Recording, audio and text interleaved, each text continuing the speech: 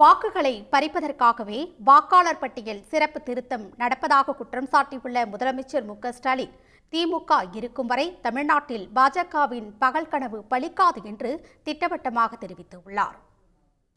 என் வாக்குச்சாவடி வெற்றி வாக்குச்சாவடி என்ற தலைப்பில் திமுக நிர்வாகிகளுக்கான பயிற்சி கூட்டம் கட்சியின் தலைவரும் முதலமைச்சருமான மு.க.ஸ்டாலின் தலைமையில் மாமல்லபுரத்தில் நடைபெற்றது.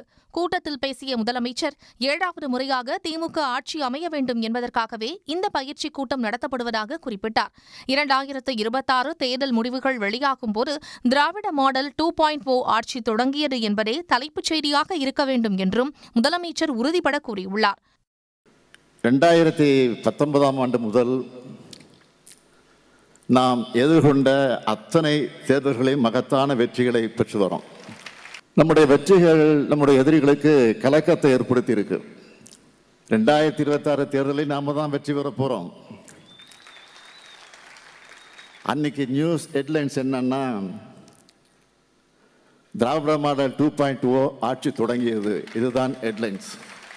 தமிழ்நாடு சமூக, அரசியல், பொருளாதார படையெடுப்பை சந்தித்து வருவதாக அவர் கூறினார். தேர்தல் களத்தில் நேரடியாக மக்களை சந்திக்கும் தைரியம் இல்லாதவர்கள் வாக்காளர் பட்டியல் தீவிர சிறப்பு திருத்தம் மூலமாக வாக்குரிமையை பறித்துவிட்டு வெற்றி பெறலாம் என தப்பு கணக்கு போடுவதாகவும் முதலமைச்சர் விமர்சித்தார்.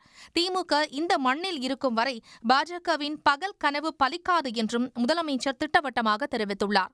சட்டங்களால், உத்தரவுகளால், ஆளுநரால் என தொல்லை மேல் தொல்லை கொடுத்துக்கிட்டு இருக்கிறாங்க. இது தமிழ்நாட்டு மேல தொடுக்கப்படக்கூடிய தாக்குதல்.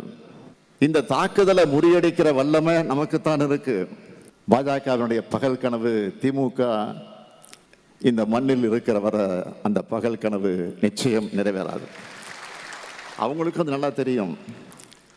ஆனாலும் புதுசா குறுக்கு வழியில தேடுறாங்க. எதிர்க்கட்சித் தலைவரான எடப்பாடி பழனிசாமி அமித்ஷாவிடம் விழுந்து அதிமுகவை சரண்டர் செய்துவிட்டதாக முதலமைச்சர் மு.க.ஸ்டாலின் விமர்சித்துள்ளார். 2026 தேர்தல் தமிழ்நாட்டை பாதுகாப்பதற்கான தேர்தல் என்று குறிப்பிட்ட முதலமைச்சர், எதிரிகளை வேரோடும் வேரடி மண்ணோடும் வீழ்த்த வேண்டியது அவசியம் என்றார். 2026 தேர்தலின் போது தமிழ்நாட்டை பாஜக, அதிமுக கும்பலிடமிருந்து பாதுகாப்பதற்கான தேர்தல்.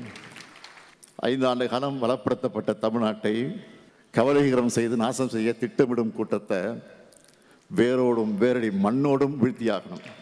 எதிர்க்கட்சி தலைவராக இருக்கக்கூடிய பழனிசாமி அவர்கள் பெயரளவுக்காவது திராவிட கட்சியாக இருந்த அந்த கட்சியை அமித்ஷா கிட்ட விழுந்து சரண்டர் பண்ணிட்டாரு.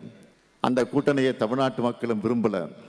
தமிழ்நாட்டின் மண், மொழி, மானத்தை காக்க அனைத்து தொகுதிகளையும் திமுக கூட்டணி கைப்பற்ற வேண்டும் என்று வலியுறுத்திய முதலமைச்சர் மு.க.ஸ்டாலின், அதற்கேற்ப திமுகவினர் ஒவ்வொரு வாக்குச்சாவடியிலும் பிரச்சாரத்தை தீவிரப்படுத்த வேண்டும் என கேட்டுக் கொண்டார்.